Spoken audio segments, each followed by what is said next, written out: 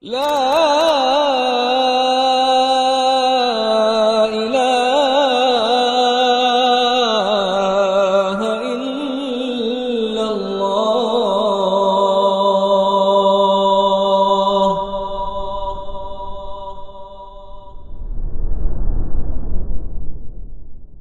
Bismillahirrahmanirrahim. Assalamualaikum warahmatullahi wabarakatuh.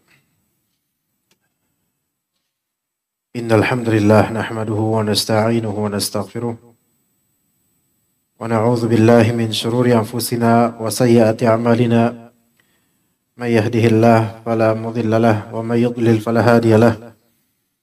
Asyhadu an la ilaha illallah wahdahu la syarika lahu wa asyhadu anna Muhammadan abduhu wa rasuluhu la nabiyya ba'dahu. يا أيها الذين آمنوا اتقوا الله حق تقاته ولا تموتن إلا وأنتم مسلمون فإن أصدق الحديث كتاب الله وخير الهدي هدي محمد صلى الله عليه وسلم وشر الأمور محدثاتها وكل محدثة بدعة وكل بدعة ضلالة وكل ضلالة في النار. أما بعد. Para ikhwan dan akhwat, para abah dan ummahat, kita insyaallah akan membahas tentang Yaum al-Jaza, yaitu hari ketika amalan dibalas atau hari pembalasan. Dan tujuan dari pembahasan ini yaitu tadzkir, mengingatkan kita akan hari akhir, dan menta'liq, yaitu mengkaitkan qalbu kita akan peringatan tentang hari akhir, sehingga kita terjaga dan tidak tertidur dari mara bahaya yang banyak mengancam manusia di hari akhir nanti. Ketahuilah bahwasanya di dunia ini kita bersiap-siap menuju ke hari akhir. Dan tujuan kita hidup di dunia ini untuk beribadah dan beramal demi maslahat kita juga pada ujungnya di hari akhir. Nabi SAW bersabda dalam sebuah hadis yang diriwayatkan oleh Adi bin Hatim radhiyallahu anhu. Kata Nabi SAW, "Ma minkum min ahadin illa sayukallimuhu rabbuhu yawmal qiyamah." Tidaklah seorang dari kalian melainkan pasti akan diajak bicara oleh Rabb-nya di hari kiamat. Laisa bainahu wa bainahu tarjaman. Tidak ada perantara penerjemah antara Rabb-nya dengan dirinya. Fayanzur aymana minhu fala yara illa ma qaddam. Dia melihat sebelah kanannya, dia tidak melihat apapun kecuali apa yang telah dia lakukan. Wa yanzuru ash'am minhu fala yara illa ma qaddam. Dia melihat sebelah kirinya dan dia tidak melihat apa-apa kecuali apa yang telah dia lakukan di dunia. Wa yanzuru baina yadayhi fala yara illa an-nar tilqa wajhihi. Dan dia melihat baina yadayhi, yaitu di hadapannya, dia tidak melihat apapun kecuali neraka, exactly persis di hadapannya. Fattaqun nara walau bisyaqqi tamrah. Maka takutlah kalian akan api neraka, walaupun dengan wasilah setengah dari potekan kurma. Apa maksudnya? yakni sedekah walaupun sedikit dan ikhlas. Dan memang sebegitu bisanya itu bisa menjaga, dengan izin Allah bisa menjadi wasilah penjagaan dari api neraka, yaitu perisai terhadap api neraka. Padahal sedekah syaq tamrah itu separuh dari kurma. Tapi dia niatkan sedekah agar terhindar dari mara bahaya hari akhir, dari di hari pembalasan nanti.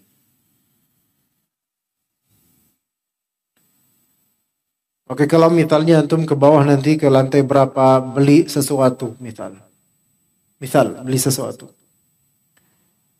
Pedagangnya ya antum bayar sesuai dengan mungkin nominalnya.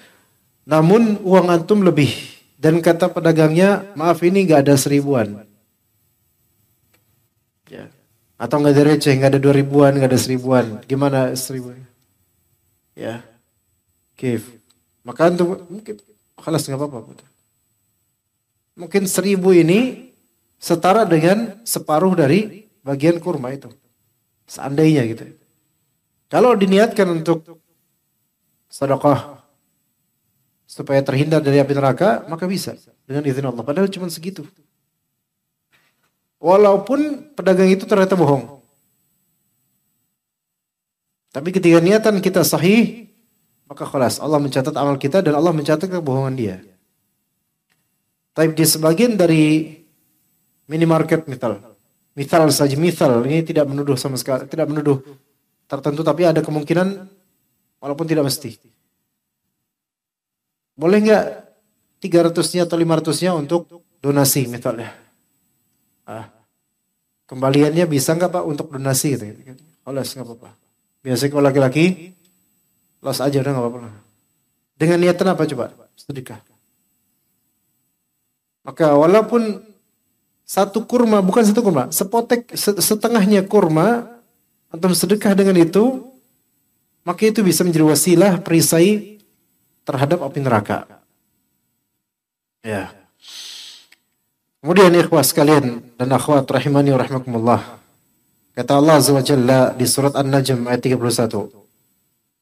Liyajziyal ladzina asa'u bima 'amilu wa yajziyal ladzina ahsanu bil husna.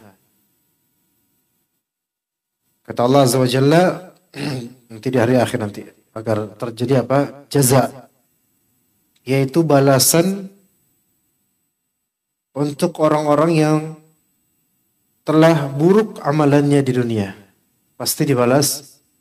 Wa yajziyal ladzina ahsanu bil husna, dan Allah Ta'ala membalas orang-orang yang berbuat baik dengan jannah, surga, sama dia muslim mukmin. Dan kata Allah Azza wa Jalla di surat Az-Zalzalah, "Faman ya'mal mithqala dzarratin khairan yarah, wa man ya'mal mithqala dzarratin syarran yarah." Siapa yang beramal sekecil apapun dari kebaikan, maka dia akan melihat kebaikan efeknya nanti di akhirat. Bahkan di dunia juga akan melihat efeknya. Wa may ya'mal mithqala dzarratin syarran yarah. Dan kalau dia melakukan suatu keburukan sekecil apapun, maka dia akan melihat efeknya di dunia dan juga di akhirat. Begitu juga dengan firman Allah Azza wa Jalla di surat Luqman. Dengan firman Allah Azza wa Jalla di surat Luqman. Ya bunayya innaha in takum mithqala habbatin min khardalin fatakun fi sakhratin aw fis samawati aw fil ardi ya'ti biha Allah. Wahai anakku sayang, innaha in takum mithqala habbatin min khardal. Kalau misalnya ada sebiji kecil dari suatu amalan, kecil sekali, dan itu ada di sebuah bongkahan batu misalnya, saking kecilnya itu amalan, atau ada di suatu bagian dari langit, atau ada di suatu bagian dari bumi, maka ya'ti biha Allah Ta'ala akan datangkan ganjarannya. Maka kendati pun amalan baik kita itu gaib bagi manusia, atau amalan baik kita tidak dikenal manusia, atau dikenal namun tidak diakui oleh manusia, maka Rabbul Alamin mengenal dan mengakuinya. Wa kafa billahi syahida, dan cukuplah Allah Ta'ala sebagai saksi atas segala sesuatu. Di antara hikmah yang Allah Ta'ala berikan, Allah Ta'ala jadikan kehidupan dunia ini dar ijtihad wa amal, yaitu negeri untuk berjuang dan beramal dunia ini. Wa ja'alal akhirata dara hisabin wa jaza, dan Allah jadikan akhirat sebagai negeri perhitungan dan juga ganjaran. Ini adalah keadilan dan kebijaksanaan. Maka tidak ada yang luput dari penglihatan dan pendengaran Allah Subhanahu wa taala. Sebagaimana di surat An-Najm tadi, akan ada ganjaran masing-masing bagi orang yang beramal sesuai dengan amalannya.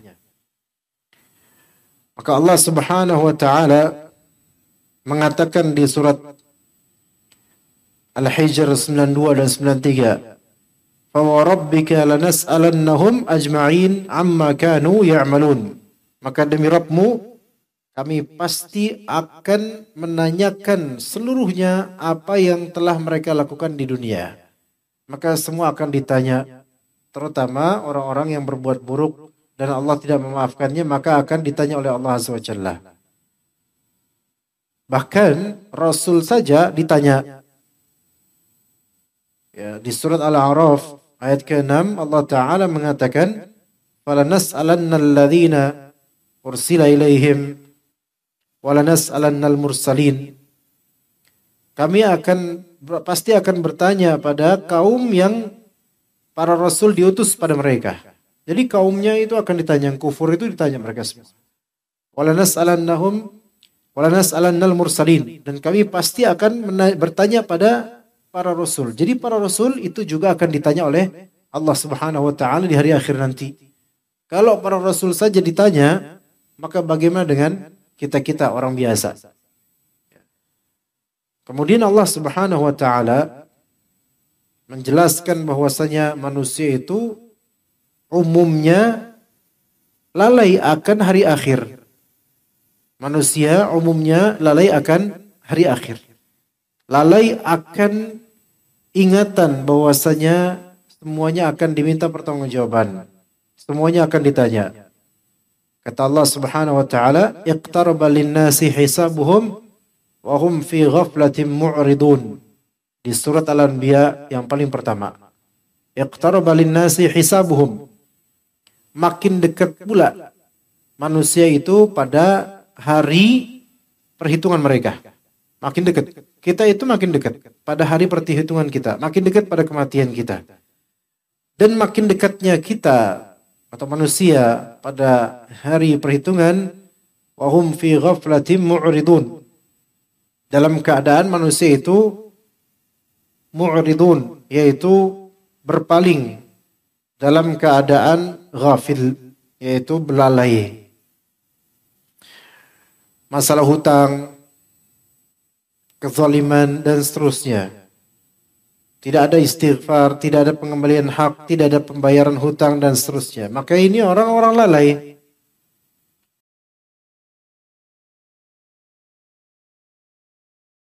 Kalau memang tidak lalai, maka hendaknya meralat, insyaallah. Ya, meralat diri supaya selamat di hari akhirnya.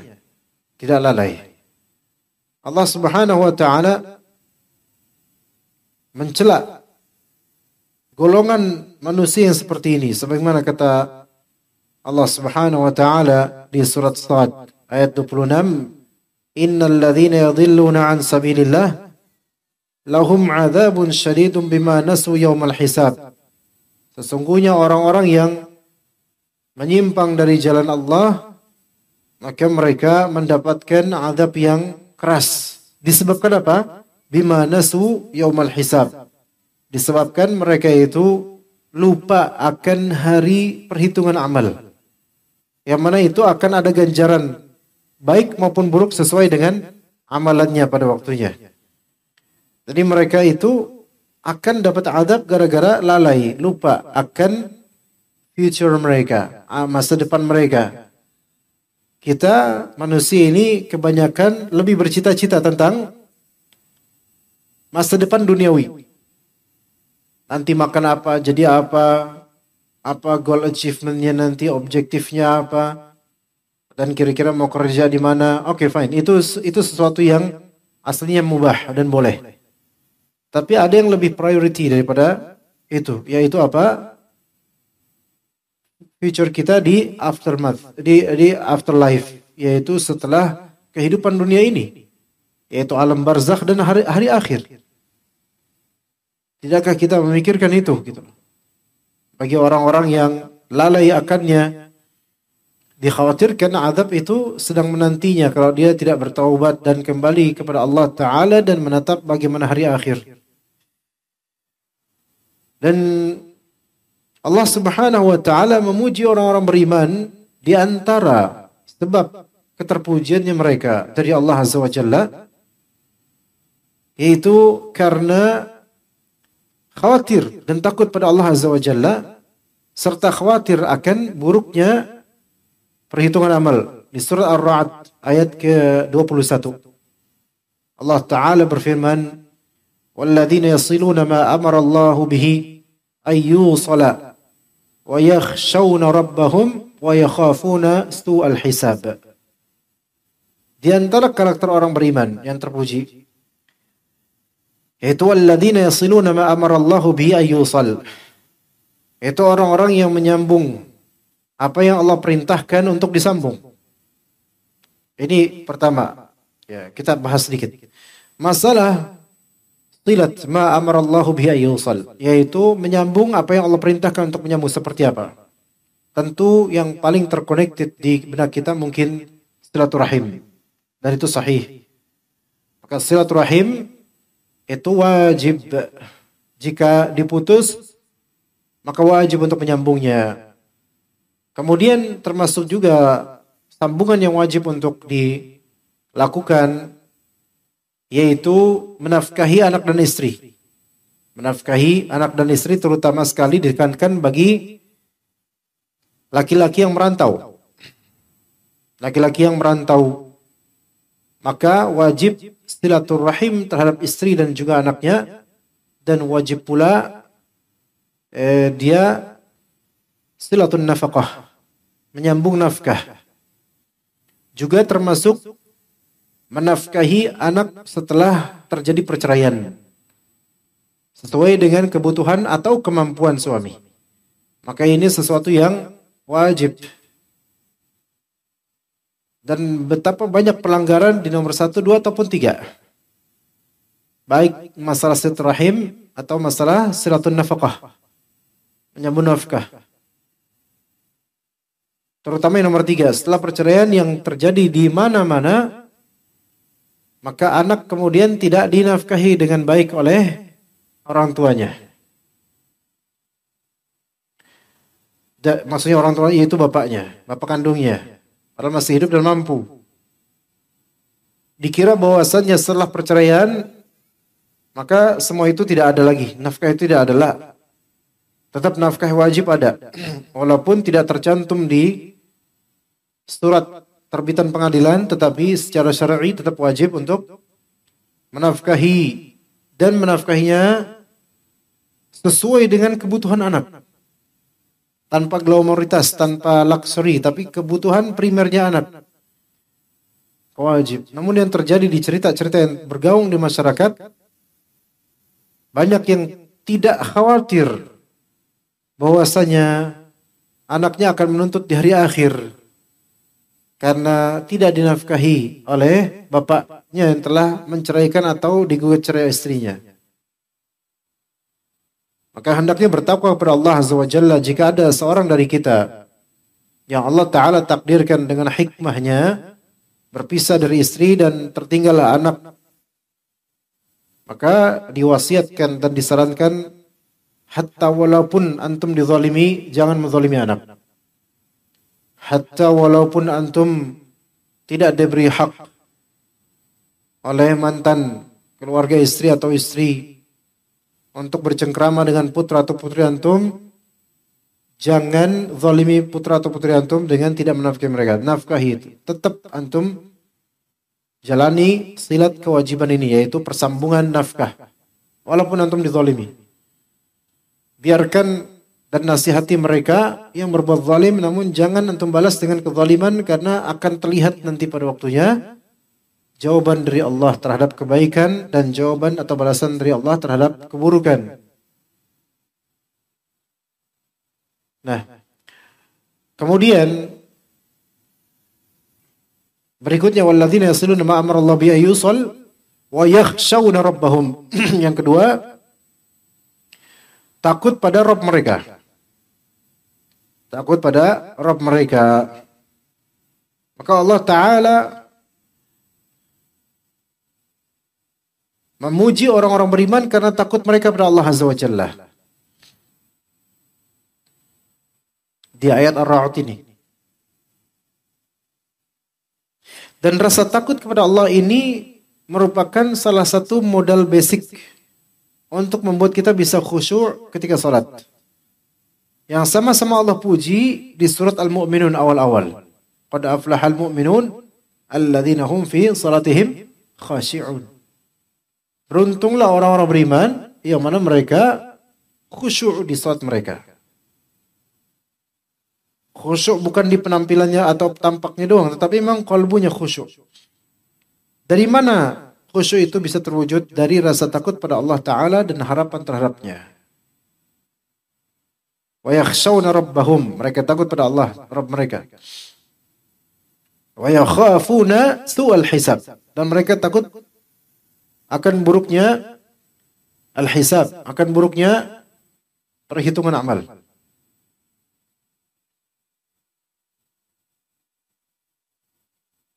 Ya, kita banyak kesalahan jemaah sekalian. Masing-masing kita khata'in, itu orang yang sering berbuat salah. Itu adalah keturunan, itu adalah manusia, umumnya manusia, kecuali para nabi dan rasul. Umumnya manusia. Maka kita lihat apa yang telah kita lakukan dari keburukan, dari tahun ke tahun, bulan ke bulan, hari ke hari. Sebegitu banyaknya. Dan bagaimana kita membawa beban-beban keburukan ini sampai akhir hayat kita, jemaah. Maka ternyata rasa takut itu harus ada. Kendati pun masih bersalah, masih ada salah, tapi takut harus tetap ada. Karena orang kalau udah punya salah, namun dia tidak ada takutnya, maka dia sulit untuk rujuk dan kembali ke Allah, sulit. Maka seseorang ketika dia memang mengenali dia punya banyak dosa, dan kadang dia risau, ta'athum, merasa besar dosanya dia itu, sehingga kadang batinnya menangis, kadang dia menangis beneran, karena teringat akan kesalahan yang belum bisa dia hindari misalnya. Maka teruslah takut pada Allah. Dan minta pada Allah, ihdinas siratal mustaqim. Minta pada Allah Ta'ala hidayah dan ketakwaan.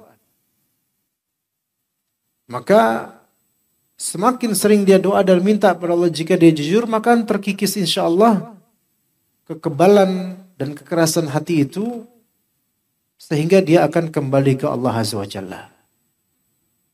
Ya. Dan kadangkala Allah Ta'ala menegurnya melalui musibah terlebih dahulu, baru kemudian dia bisa melucuti dosa-dosa itu. Ya, makanya orang kalau kena musibah itu harus husnudzon pada Allah. Harus husnudzon pada Allah, jangan dikira Allah Ta'ala mendatangkan musibah itu karena menghinakannya, tidak. Ya. Jadi 3 tadi surah Ar-Ra'd 21 itu penting, yaitu menyambung apa yang Allah perintahkan untuk sambung. Kemudian takut pada Allah dan khawatir akan buruknya al-hisab, yaitu buruknya perhitungan amal di hari akhir nanti, sehingga balasannya itu buruk. Taib. Kemudian para ikhwah dan akhwat rahimani wa rahimakumullah,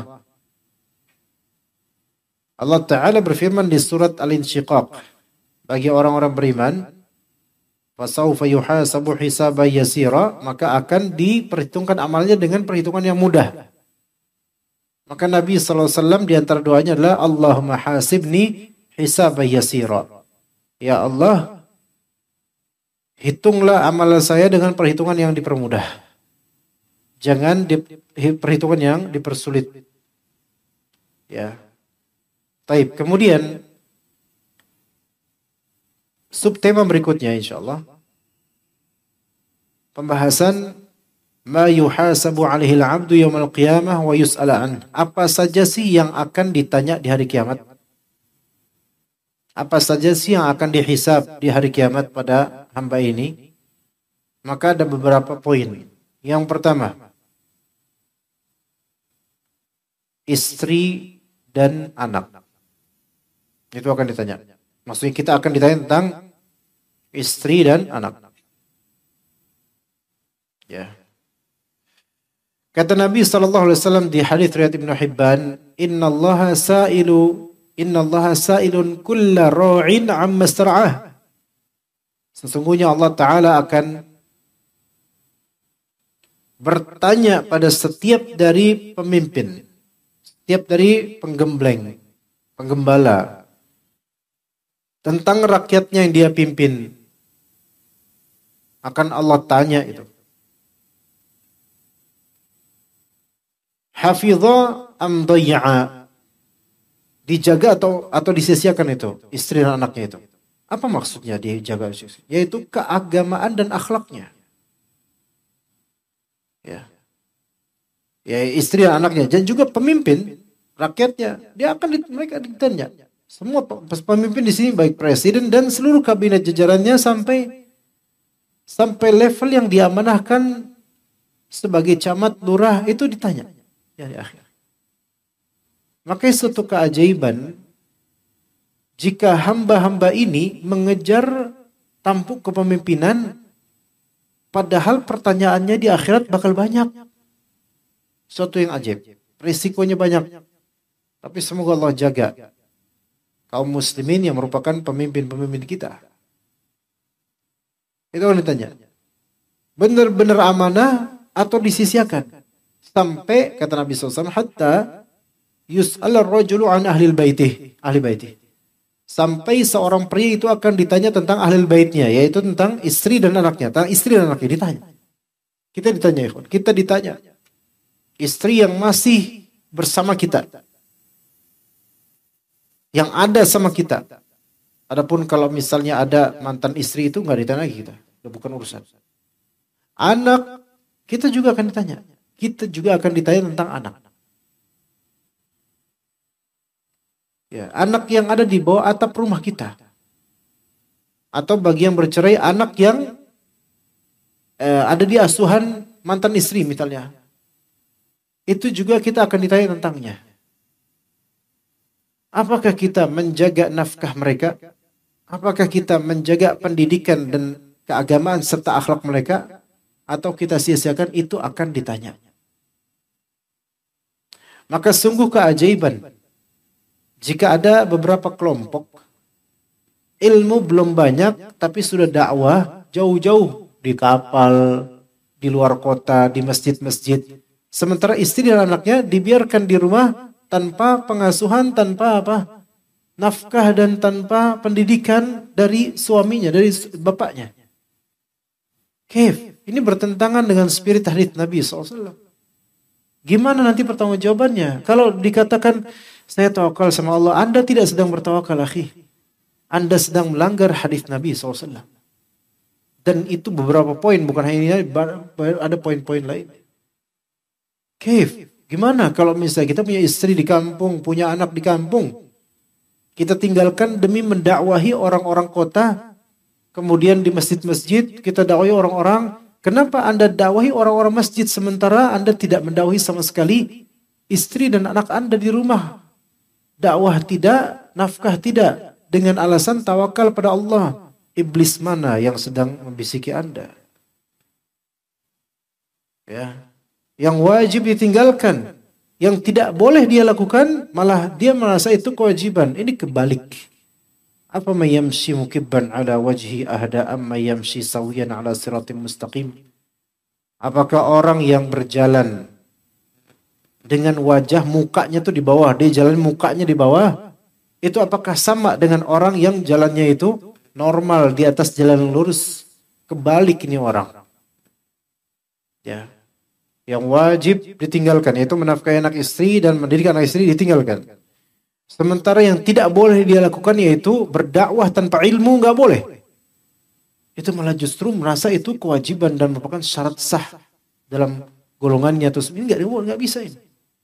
Ini kebalik. menyelisih sunnah Nabi SAW, menyelisih kewajiban yang dalam syariat ini diwajibkan, seperti nafkah dan pendidikan untuk anak istri. Kata Nabi tadi apa? Akan ditanya setiap dari kepala keluarga, termasuk sampai kepala keluarga ditanya tentang anak istrinya. Pendidikannya, akhlaknya, dia disia-siakan atau tidak. Juga kata Nabi SAW, kullukum ra'in wa mas'ul, wa kullukum ra'in wa kullukum mas'ulun an ra'iyatih. Setiap dari kalian itu pemimpin. Dan setiap pemimpin akan ditanya tentang apa yang dia pimpin. Fal imamu ra'in, imam pemimpin, yaitu imam, pemimpin, penggembala. Bahwa mas'ulun an ra'iyatih, dia akan ditanya tentang rakyatnya.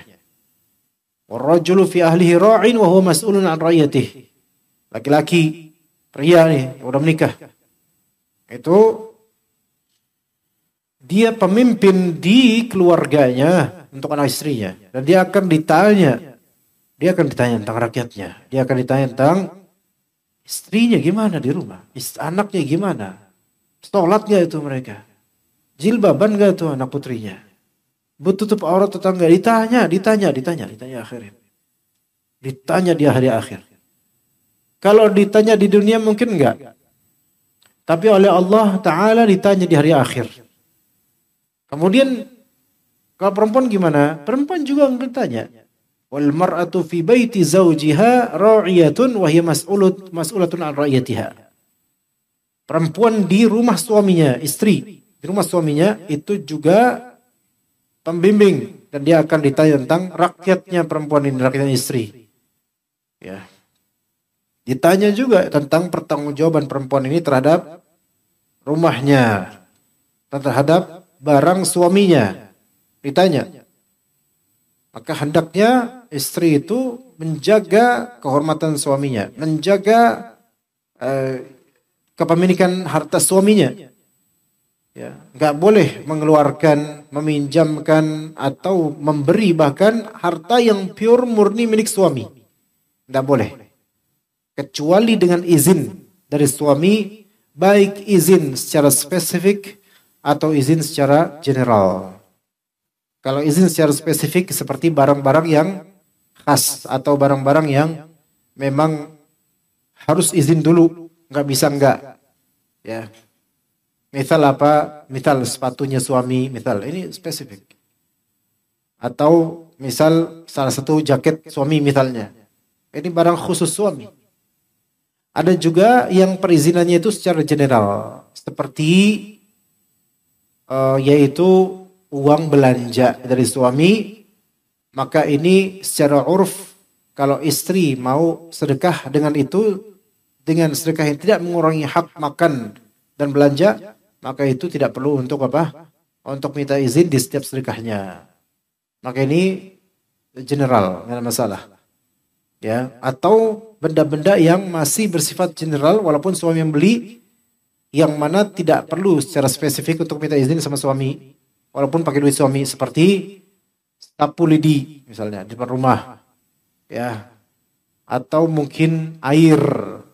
Suami yang bayar PDAM, tapi tetangga ada yang minta air, maka ini secara urf nggak harus minta izin sama suami. Di sini pertanggungjawaban seorang istri terhadap harta suami itu juga akan ditanya di hari akhir nanti. Ya, ditanya di hari akhir nanti. Ya. Kemudian itu yang pertama. Jadi yang pertama keluarga, istri dan anak itu akan ditanya kita. Yang kedua, hal yang akan ditanya di hari akhir, yaitu A. Umur, B. Ilmu, C. Harta sih kepemilikan, dan D. Tubuh. Ini 4 hal di nomor 2, yaitu yang pertama umurnya, usianya. Kedua, yang B, ilmunya. Yang ketiga, harta atau kepemilikannya. Yang keempat, tubuhnya. Sebagaimana hadis riwayat At-Tirmidzi dengan sanadnya dari Abu Barzah Al-Aslami, Rasulullah SAW bersabda, "La tazulu qadama 'abdin yaumal qiyamati hatta yus'ala an." Ya, Tidak bergeser dua kaki seorang hamba di hari kiamat sampai dia ditanya tentang pertama an umrih fima afnah. Usianya, umurnya. Dia pakai buat apa tuh usia? Subhanallah. Kita berapa usia sekarang? Ya, udah tua. Terlewat berapa tahun? Ya, masa remaja udah berlalu.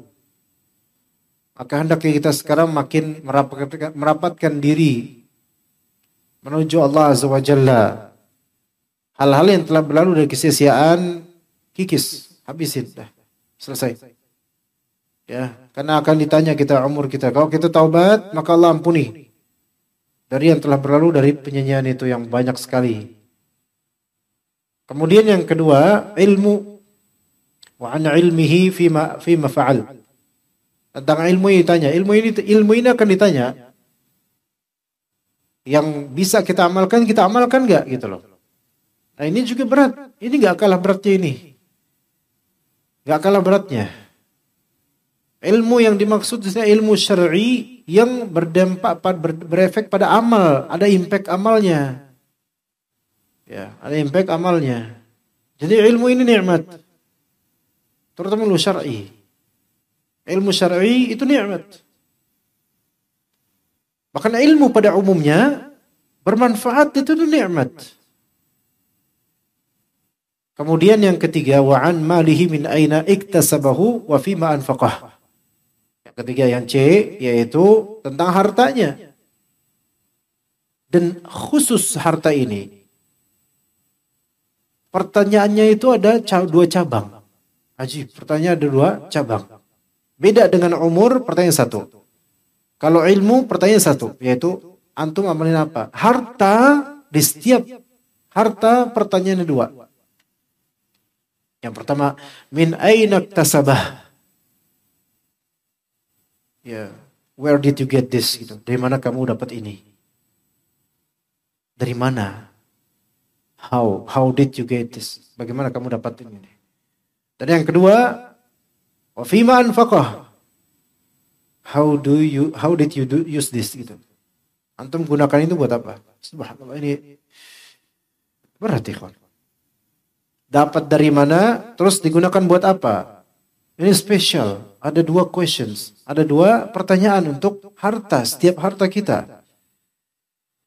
Subhanallah. Maka tidak cukup kita memikirkan harta ini halal atau haram. Tapi ternyata spending money-nya itu buat apa? Itu juga akan ditanya. Berarti hidup ini itu secara full itu nggak bisa kita lepaskan daripada masalah-masalah iman dan hari akhir. Iman terhadap hari akhir. Kemudian yang D, wa an jismihi fima ablah.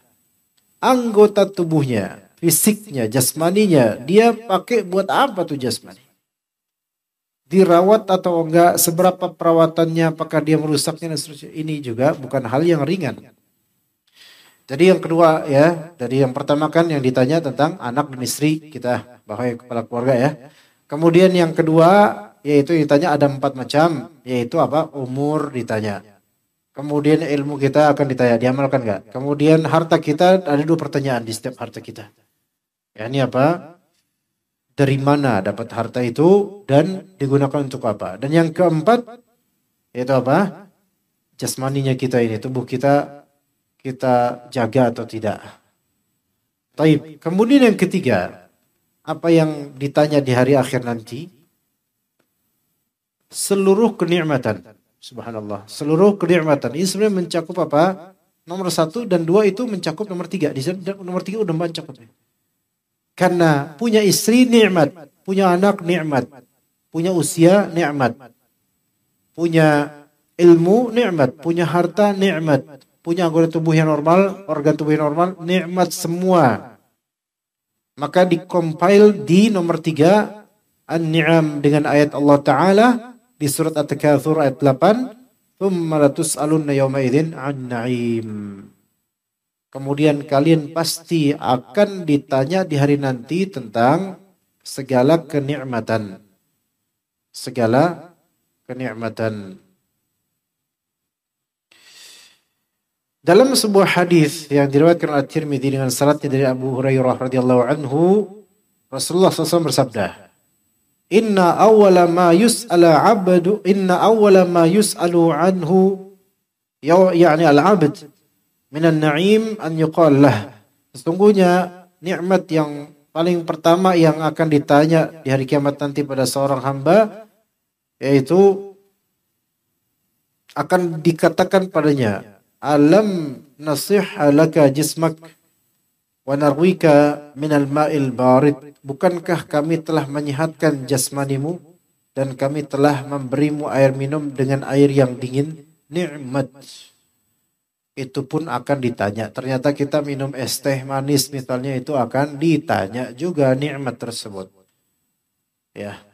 Dahulu mungkin kita habis main bola, habis olahraga, kemudian habis itu minum teh manis atau ya, es teh atau es apa gitu. Wah, rasanya nikmat banget. Walaupun itu berisiko terhadap kesehatan, tapi nikmat banget. Itu nikmat tersebut yang kita rasakan ada tanggung jawab pertanyaannya di hari akhir. Apakah kita akan bersyukur atau enggak? Ya, subhanallah, itu sangat ketat. Sebenarnya ini ketat banget ya. Kemudian yang keempat yang akan ditanya yaitu al-uhud wal mawathiq. Yaitu perjanjian-perjanjian. Perjanjian, akad-akad itu akan ditanya. Kata Allah Subhanahu wa taala, "Wa aufu bi'ahdillahi idza 'ahadtum." Dan tunaikanlah oleh kalian perjanjian kalian terhadap Allah jika kalian berjanji. Juga secara global di surah Al-Isra ayat 34, "Wa aufu bil 'ahd, innal 'ahda kana mas'ula." Dan tunaikanlah perjanjian. Sesungguhnya al-ahd, appointment, perjanjian, agreement, itu semua akan diminta pertanggungjawabannya. Subhanallah. Ya. Al-ahd ini termasuk apa? Appointment, yaitu perjanjian bakal datang kapan, itu termasuk hal yang harus dipertanggungjawabkan, dunia dan juga akhirat. Jangan kita menjanjikan pada fulan, saya akan datang nanti hari ini. Terus kemudian mangkir, nggak datang dan nggak ada kabar. Itu nggak boleh. Itu termasuk ahad, walaupun hablum minan nas kecil mungkin, tapi itu banyak membuat orang kecewa. Kadang gitu. Nah, yang paling unggul tentu adalah perjanjian hamba terhadap Allah untuk bertauhid. Ketika kita mengatakan asyhadu an la ilaha illallah, maka berarti itu berjanji pada Allah Ta'ala bahwasanya kita tidak akan menyembah kecuali Allah Azza wa Jalla. Wa asyhadu anna Muhammad Rasulullah, juga perjanjian bahwasanya kita akan mengikuti Rasulullah sebagai Rasul kita. Itu akan ditanya nanti oleh Allah Azza wa Jalla.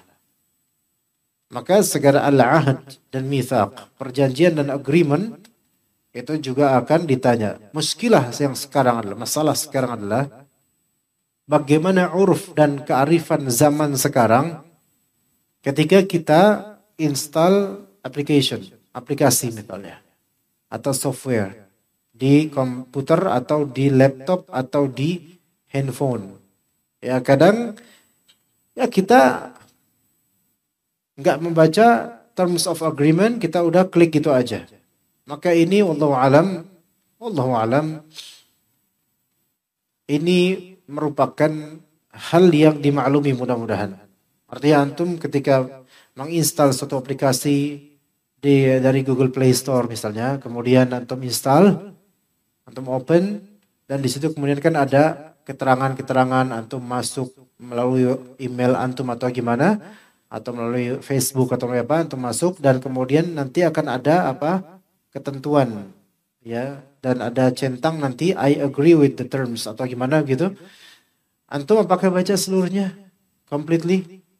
Gak mungkin. Ana yakin antum gak ada yang baca sampai full, gak ada yang baca karena habis waktu antumnya panjang banget itu, dan gak ngerti bahasa Inggris pula. Maka ya udah centang. Apakah ini kedustaan? Zahir ini dusta, tetapi ini hal yang merupakan suatu darurat di zaman sekarang untuk tidak kita lakukan. Tapi kita mau gak mau lakukan itu. Maka khalas ini insya Allah mudah-mudahan tidak masalah. Mudah-mudahan tidak masalah. Ya, seolah-olah kita udah I agree. I agree kan artinya saya setuju.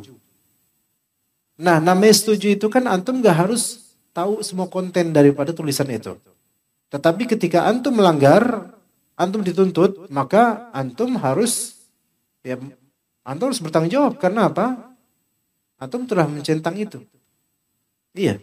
Jadi perjanjian-perjanjian, mitsaq, kalau antum memang sudah bilang I agree atau tanda tangan, khalas nanti kalau terjadi udah. Dan termasuk mitsaq kontrak. Kontrak kerja dan seterusnya. Ini termasuk mitsaq dan ahd dan wajib untuk dipenuhi. Masuk juga di dalam kontrak tersebut bukan hanya tentang jangka waktu kerja saja atau jam kerja, tapi SOP itu juga harus dipenuhi, masuk ke dalam ini. Ya, termasuk ya. Itu nanti akan ditanya, maka orang-orang yang korupsi waktu, orang-orang yang bahkan naudzubillah min dzalik korupsi barang-barang di gudang, diambilin, itu semua akan ditanya oleh Allah Ta'ala gitu loh. Dan itu masuk dalam pencurian dan dikorupsi juga. Ya, itu pelanggaran terhadap perjanjian. Ya begitu. Kemudian hal yang ditanya juga di hari akhir nanti yaitu anggota tubuh. Anggota tubuh itu akan ditanya oleh Allah Azza wa Jalla. Kata Allah Ta'ala surat Al-Isra ayat 36. Wala taqfu ma laysa laka bihi ilm. Dan janganlah kamu turuti apa yang kamu tuh nggak punya ilmu tentangnya. Kalau antum nggak tahu, maka jangan seolah-olah antum tahu. Jangan antum turuti kesoktawan antum. Diam lebih afdal. Kenapa? Inna sam'a wal basara wal fu'ada kullu ulaika kana anhu mas'ula. Kullu ulaika kana mas'ula. Sesungguhnya as-sam' pendengaran, al-basar penglihatan, al-fu'ad qalbu itu semua akan diminta pertanggungjawabannya. Ini juga berarti akan ditanya. Bahkan anggota tubuh itu akan berbicara nanti di surat An-Nur. Allah Ta'ala mengatakan di ayat 24, yauma tashhadu alaihim alsinatuhum wa aydihim wa arjuluhum bima kanu ya'malun.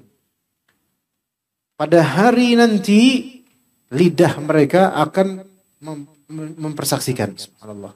Lidah mempersaksikan. Tangan akan mempersaksikan. Kaki akan mempersaksikan apa yang telah diamalkan oleh pemiliknya. Berarti kita nanti tidak akan ada pembela dan pengacara. Sampai anggota tubuh kita aja itu akan berbicara menentang kita. Dan tell the truth gitu. Menyatakan apa yang sebenarnya terjadi, apa yang sudah dilakukan. Itu padahal itu tangan kita yang melakukan. Tapi tangan kita lah yang akan mempersaksikan. Ya, subhanallah. Siapa kemudian membela kita? Ya. Kemudian yang keenam dari apa yang akan ditanya, ini sangat penting, itu salat. Salat akan ditanya. Bahkan kata Nabi SAW, awwalu ma yuhasabu alaihi al-abdu yaumal qiyamati as-salah. Hal pertama yang akan dipertanyakan nanti di hari akhir dari segi hablum minallah itu adalah salat. Wa in saluhat saluha sairu amalih wa in fasadat fasada sairu amalih. Kalau baik semua amalannya, kalau buruk semua amalannya. Insya Allah kita akan lanjutkan sedikit nanti setelah atau saat zikir setelah Isya, adapun ba'di Isya nanti masing-masing setelah kajian insyaallah taala. Sallallahu alaihi Nabi Muhammad wa ala alihi washabbihi ajma'in. Tapi kita lanjutkan terusan yang sebelum Isya, itu apa-apa yang akan dihisab atau ditanya di hari kiamat nanti pada seorang hamba. Yang pertama yaitu istri dan anak, tentang istri dan anaknya, tentang apa yang dia pimpin. Kemudian yang kedua, dia akan ditanya umurnya, dia akan ditanya ilmunya, dia akan ditanya hartanya, dia akan ditanya fisiknya. Yang ketiga global, dia akan ditanya apapun kenikmatan yang didapatkan, terutama kesehatan dan makanan. Kemudian yang keempat, dia akan ditanya perjanjiannya dengan rincian yang tadi kita telah kupas. Juga yang kelima, dia akan ditanya tentang anggota tubuhnya.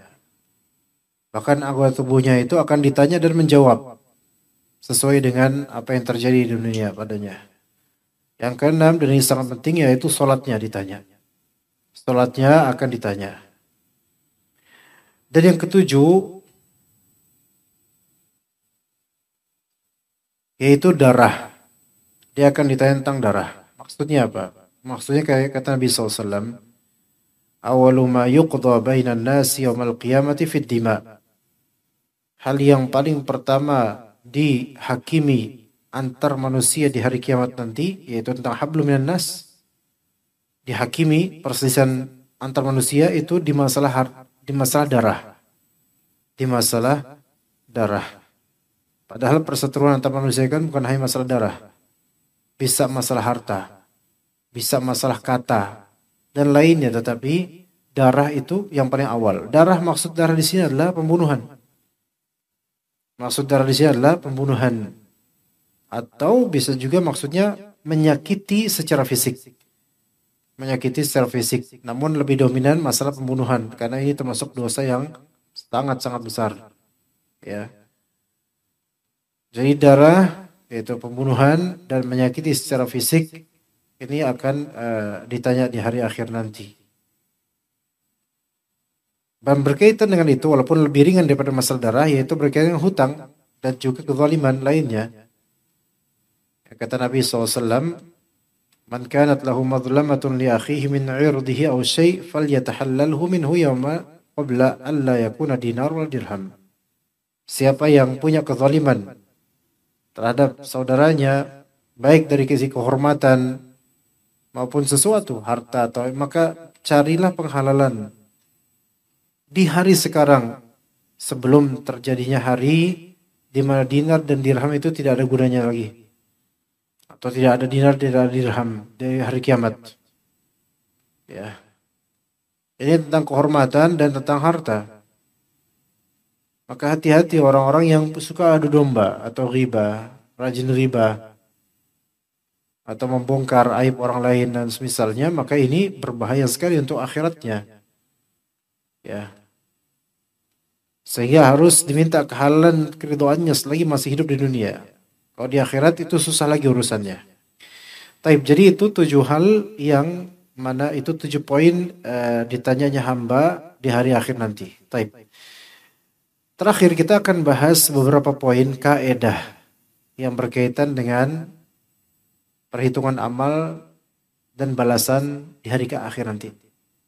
Ada beberapa kaedah yang harus kita jadikan sebagai pilar-pilar iman atau pilar-pilar pemahaman kita berkaitan dengan yaumil jaza atau yaumil hisab, yaitu hari perhitungan amal dan hari di hari perbalasan. Ya, yang pertama, innallaha ta'ala la yadhlimu ahada. Sesungguhnya Allah Ta'ala tidak menzalimi seorang pun.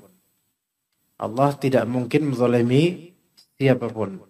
Bagaimanapun, tidak mungkin. Ya. Dalilnya banyak sekali. Misal di surat Al-Baqarah. Ya, ayat 281. Kata Allah Azza wa Jalla, wattaqu yawman turja'una fihi ilallah, thumma tuwaffa kullu nafsin ma kasabat wa hum la yuzlamun. Takutlah kalian akan hari ketika kalian akan dikembalikan ke Allah, yaitu hari kiamat. Ya. Itu akan mati nanti kalian. Thumma tuwaffa kullu nafsin ma kasabat. Kemudian setiap jiwa itu akan ditunaikan sesuai dengan perbuatannya. Wa hum la yuzlamun, dan mereka tidak dizalimi sedikit pun. Tidak dizalimi sedikit pun. Yang berlaku zalim dibalas sesuai dengan kezalimannya. Yang berlaku baik dibalas lebih baik daripada kebaikannya. Jadi yang berbuat zalim dibalas sesuai dengan kezalimannya. Yang berbuat baik dibalas lebih dari apa yang dia lakukan dari kebaikan. Juga kata Allah di surat An-Nisa ayat 40, innallaha la yadhlimu mithqala dzarratin wa in taku hasanatan yudha'ifha wa yu'ti min ladunhu ajran 'azima. Sesungguhnya Allah Ta'ala tidak menzalimi sekecil biji zarrah pun, gak bakal Allah zalim. Allah zalim sekecil pun gak mungkin. Wa in taku hasanatan yudha'ifha. Kalau ada kebaikan maka Allah akan lipat gandakan. Tuh lihat, berarti ganjaran pahala untuk kebaikan itu pasti lebih baik daripada kebaikan itu. Ya. Wa yu'ti min ladunhu ajran 'azima. Allah Ta'ala akan berikan ganjaran yang besar darinya. Juga dalam hadis qudsi Allah Ta'ala berfirman, ya ibadi inni haramtu zulma ala nafsi wa ja'altuhu bainakum muharrama fala tadzalamu. Wahai hamba-hambaku, sesungguhnya aku telah mengharamkan kezaliman pada diriku, yaitu aku mengharamkan adanya kezaliman dari sifat-sifatku. Enggak mungkin Allah Ta'ala berbuat zalim.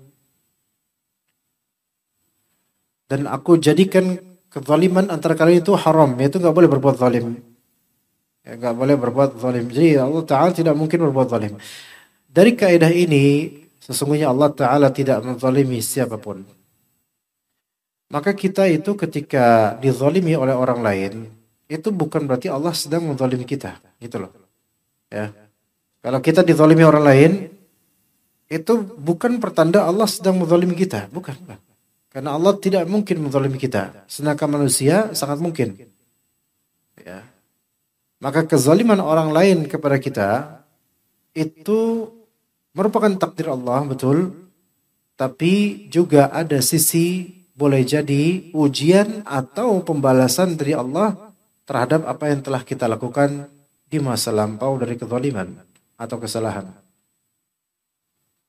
Malah justru kalau Allah Ta'ala tidak memberikan balasan, malah Allah tidak bijaksana jadinya. Maka Allah berikan balasan dan teguran. Ya gitu loh.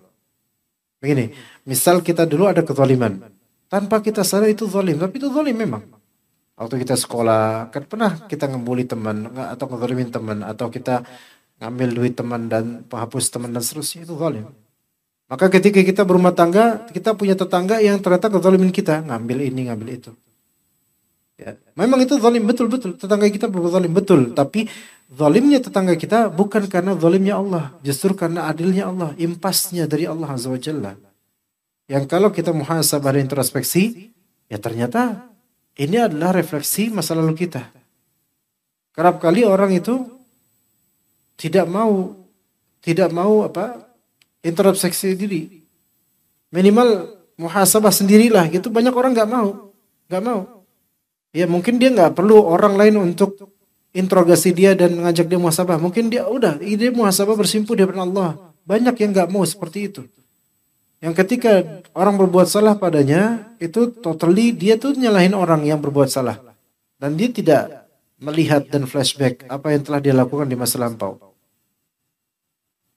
Kita itu udah kebanyakan melupakan kezaliman atau kesalahan kita di masa lampau.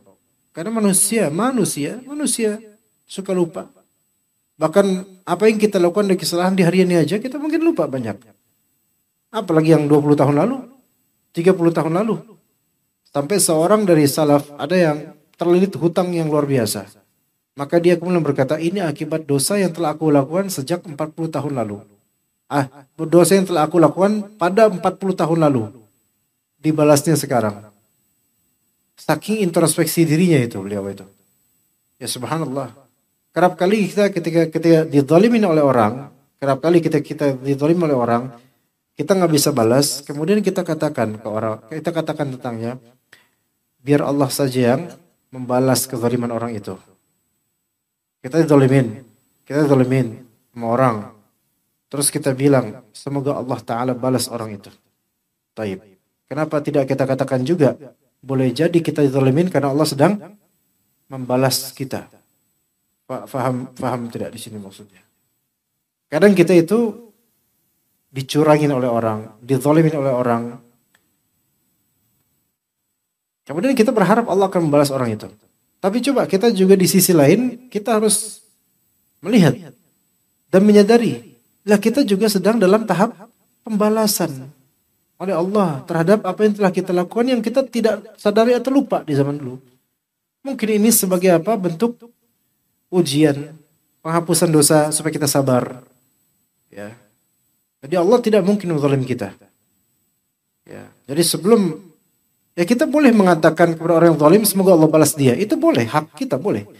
Tapi harus juga kita itu mengajak bahwasanya boleh jadi musibah yang minta kita ini adalah balasan juga dari Allah Azza wa Jalla. Begitu. Kemudian kaidah kedua, sesungguhnya Allah Ta'ala tidak menghukum seseorang dengan perbuatan orang lain.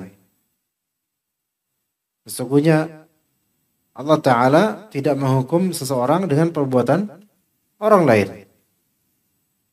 Kecuali jika dia penyebab atau inspiratornya.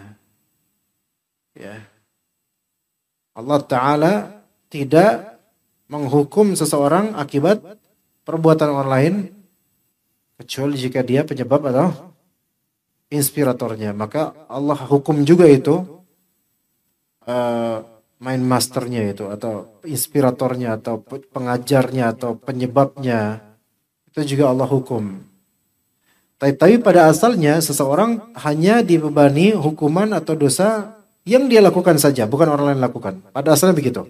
Kata Allah Azza wa Jalla, "Alla taziru waziratu wizra ukhra. Wa laysa lil insani illa ma sa'a." Sesungguhnya orang yang berdosa itu tidak akan dia terbebani dengan dosa orang lain. Artinya dia itu akan dihisab, diminta pertanggungjawaban atas dosanya dia sendiri. Ya. Dan tidaklah seseorang itu akan mendapatkan kecuali apa yang dia lakukan. Kecuali di dua konteks. Pertama, kecuali jika dia inspiratornya atau penyebabnya. Dan yang kedua, kecuali orang tua terhadap anak-anaknya dan istrinya. Ya. Itu bisa. Anak berbuat buruk, orang tuanya kena dosa. Bisa. Kalau yang pertama tadi, karena dia inspirator. Dia mencontohkan. Orang ikut jadinya. Dia dapat dosa juga. Kata Nabi SAW, "Man sanna sayyatan hasanatan falahu athamun mithlu ma falahu ithmun mithlu athami man tabi'ahu la yanqusu dzalika min athamihim syai'a." Siapa yang menerbitkan suatu perbuatan yang buruk kemudian diikuti oleh orang, maka dia akan mendapatkan dosa semisal dengan dosa-dosa orang yang mengikutinya semuanya. Karena dia inspiratornya, dia kreatornya, dia yang mengajarinya. Maka dosanya berlanjut itu, dosa jariah. Itu yang pertama. Yang kedua, orang tua yang membiarkan anak atau istrinya berbuat kemunkaran tanpa amar ma'ruf nahi munkar, atau laki-laki dayus yang tidak ada ghirah dan cemburu terhadap anak istrinya. Ya, maka ini dosa kembali ke bapaknya juga itu. Kalau misalnya istrinya itu kemana-mana itu pamer aurat atau misalnya itu suaminya kena itu. Suaminya kena, jangan kira aman itu. Putrinya kemana-mana pamer aurat, TikTok dan joget-joget itu, maka bapaknya itu yang nanti akan ditanya oleh Allah Azza wa Jalla. Jika bapaknya tahu.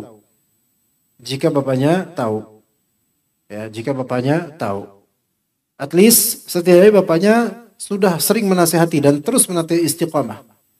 Kalau terus menasihati tapi anak yang sudah besar ini bebal, tugas bapak hanya menasihati. Sebagai tugas Nabi Nuh alaihissalam menasihati putranya di bukit tertentu itu sampai menjelang akhir hayatnya. Dinasihati supaya ikut, anak itu nggak mau, maka dia yang memilih. Maka Nabi Nuh tidak mendapatkan dosa karena telah istiqamah dalam menasihati anaknya.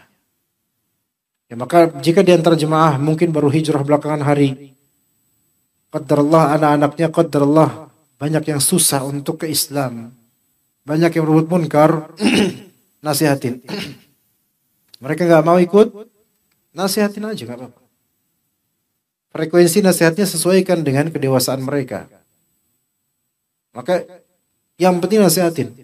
Kalau sudah nasihatin dan istiqamah nasihatin, maka Allah Ta'ala tidak timpakan azab dan hukuman buat bapak ini. Karena bapak ini sudah menunaikan hak. Ya, begitu. Kemudian yang ketiga, Kaidah ketiga, bahwasanya Allah Ta'ala menelaah seluruh amalan hamba. Jadi Allah Ta'ala tahu semua amalan hamba. Ini kaidah yang maklum, masyhur. Tetapi menerapkan konsekuensinya itu sulit. Kita tahu, Allah tahu, gitu loh. Kita tahu bahwa Allah tahu, tapi ia menjalani konsekuensi itu ya nggak mudah. Apalagi di zaman seperti sekarang, ya. Apalagi di zaman seperti sekarang. Baik, kemudian kaidah berikutnya tentang masalah ganjaran atau balasan. Innallaha yudha'iful hasanat duna sayyi'at. Allah Ta'ala melipat gandakan kebaikan tapi tidak keburukan. Ajib, Masya Allah, betapa baiknya Allah. Allah Ta'ala melipat gandakan kebaikan antum tapi tidak melipat gandakan keburukan antum. Artinya apa? Tambahan lainnya, terjemahannya atau penjelasannya, bahwasannya kata Allah Azza wa Jalla, wa in taku hasanatan yudha'ifha. Kalau ada kebaikan maka Allah Ta'ala akan melipat gandakannya. Juga dalam surat Al-An'am ayat 160. Man ja'a bil hasanati falahu 'asyru amthaliha. Siapa yang mendatangkan sebuah kebaikan maka dia akan mendapatkan 10 lipatan semisal. Jadi satu amalan saleh pahalanya 10. Dan itu berlaku untuk keumuman amalan saleh. Wa man jaa'a bis sayyi'ati fala yujza illa mithlaha wa hum la yudhlamun. Dan siapa yang mendatangkan amalan buruk, dia tidak akan diganjari kecuali setitik misal dengan amalan buruk itu. Persis, exactly seperti amalan buruk itu. Tidak lebih dari itu. Berbeda dengan amalan saleh. The minimum atau minimal pahala yang didapat minimal 10 kali lipat. Itu udah default awal asli dan seterusnya sampai kayak gitu untuk semua amalan soleh. Belum lagi kalau Allah ridho terhadap dia, ditingkatkan derajatnya, bisa aja dilipat gandakan sampai derajat yang Allah Ta'ala inginkan. Allah Ta'ala lebih tahu tentang itu. Ya. Begitu juga dengan Al-Quran, baca Al-Quran. Kata Nabi SAW, man qara'a harfan min kitabillah falahu bihi hasanah. Falahu bihi hasanah wal hasanatu bi'asri amthaliha. Siapa yang membaca satu huruf saja dalam Al-Quran, maksudnya di Al-Quran kan ada huruf-huruf, jadi kata, jadi kalimat.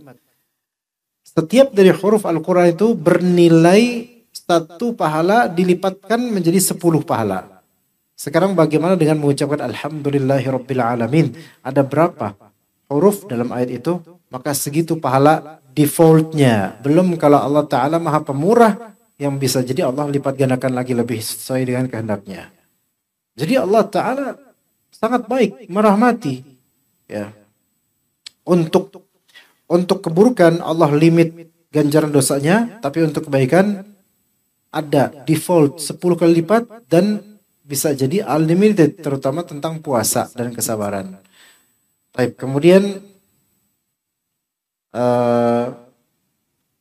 di antara kaidah lainnya bahwasanya al-hasanah tukaffir as-sayyi'ah. Kebaikan itu akan menggugurkan dosa-dosa kecil.